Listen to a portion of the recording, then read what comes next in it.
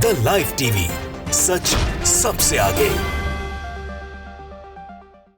नमस्कार, मैं हूं रंजीत झा और आप देख रहे हैं द लाइव टीवी। इजराइल और फिलिस्तीन की जंग लगातार जारी है और इजराइल जिसके दम पर इतना उछल रहा था उसने बड़ा झटका दे दिया है। खबर यह मिल रही है कि हमास के साथ क्या अमेरिका की कोई डील हो गई है। इजराइल की कमर अमेरिका ने तोड़ डाली है। मुसीबत में इजराइल आ गया है। अब आप सोच रहे होंगे कि ऐसी क्या बात हो गई भाई। दरअसल जो अमेरिका इजराइल की इस वक्त तक खुलकर मदद कर रहा था, हथियारों का जखीरा दे रहा था, अपनी सैन्य शक्तियां युद्धपोत तक इजराइल के हवाले कर रहा था ताकि वो गाजा पट्टी में तबाही मचा दे, फिलिस्तीन पर कब्जा कर ले, अब लग रहा है कि चीजें एकदम से बदलने लगी है। 18वें 19वें दिन बीतते बीतते अमेरिका को भी इस बात का अंदेशा लग गया कि वो जो कोशिशें कर रहा था उसका खामियाजा अब अमेरिका को भी भुगतना पड़ रहा है। हमास को या फिलिस्तीन को वो जितना कमजोर समझ रहे थे वो उतना ही मजबूत निकला। इजराइल जो दुनिया में एक हवा बनी हुई थी कि इजराइल जैसा ताकतवर देश, इजराइल की वो शक्तियां, वो इंटेलिजेंस सब धड़ी की धड़ी रह गई।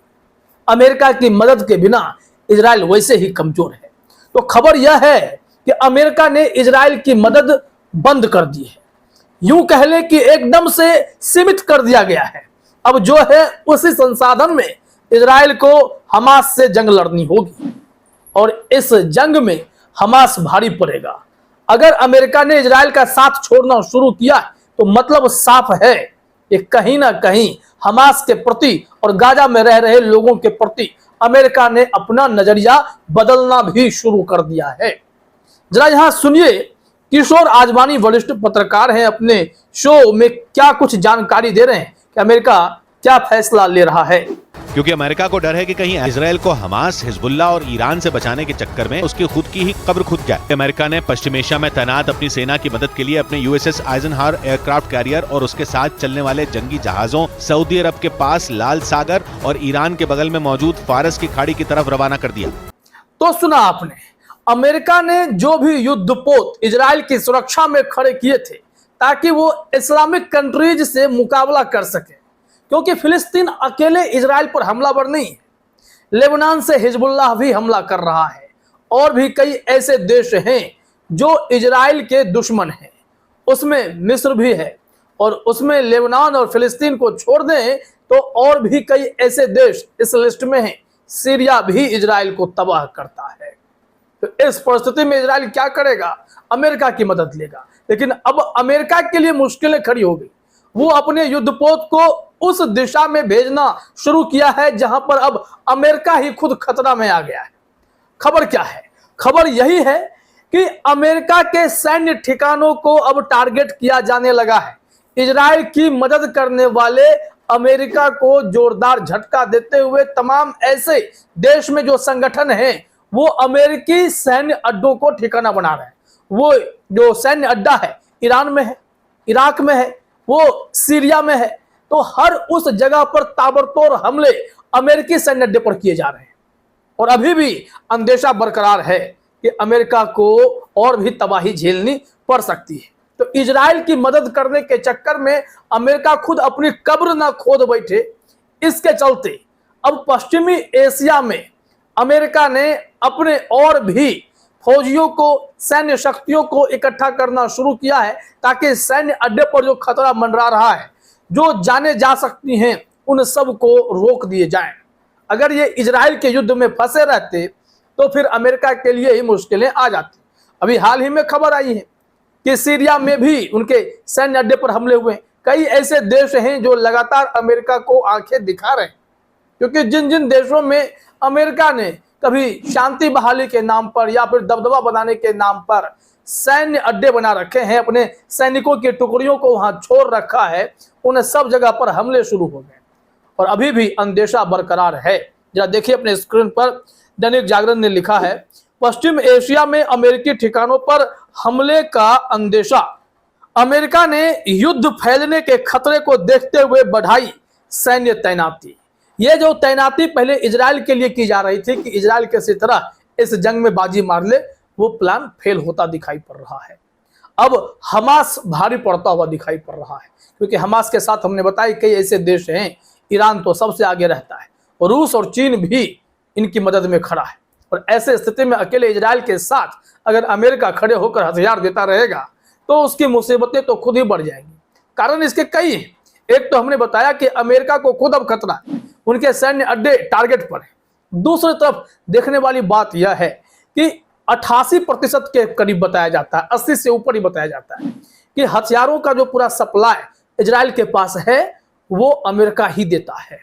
और दुनिया भर में 45% जो आर्म्स का सप्लाई है वो सब अमेरिका ही करता है।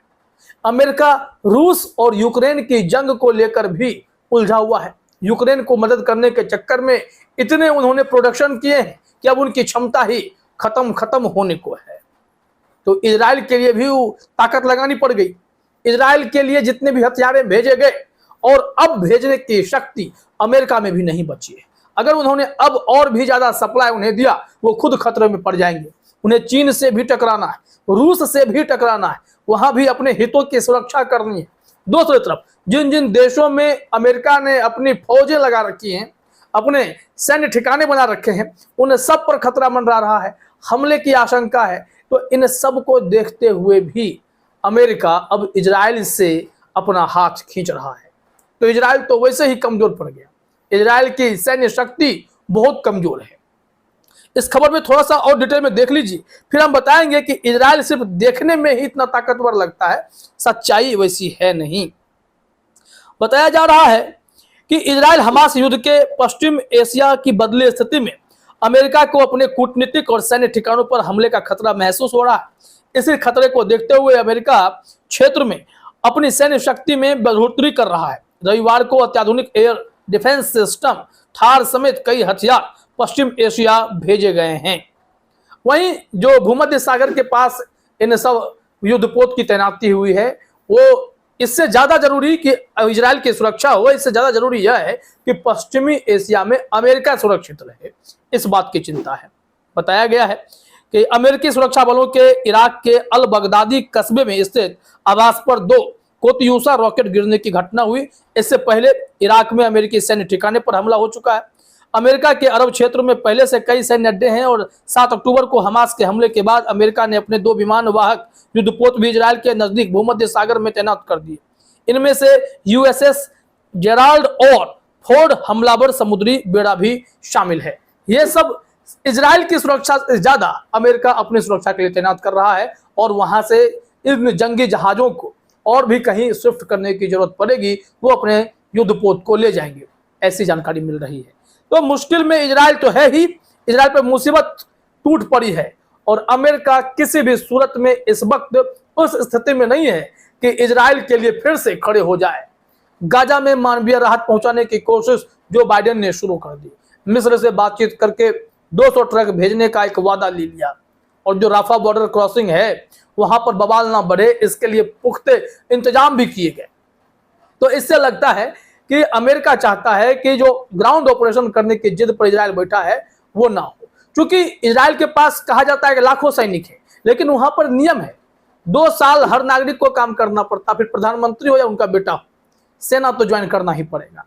और इसी आम नागरिक के बूते इजराइल, इस अनट्रेंड फोर्स के बूते इजराइल कहता है कि हम ताकतवर हैं और इसी का असर है कि हमास के दरा के जितने ट्रेंड हैं इजरायली सैनिकों पर भारी पड़ जाते हैं। इस वजह से इजराइल भी बैकफुट पर है और अब अमेरिका ने भी झटका देकर इनके होश उड़ा दिए हैं।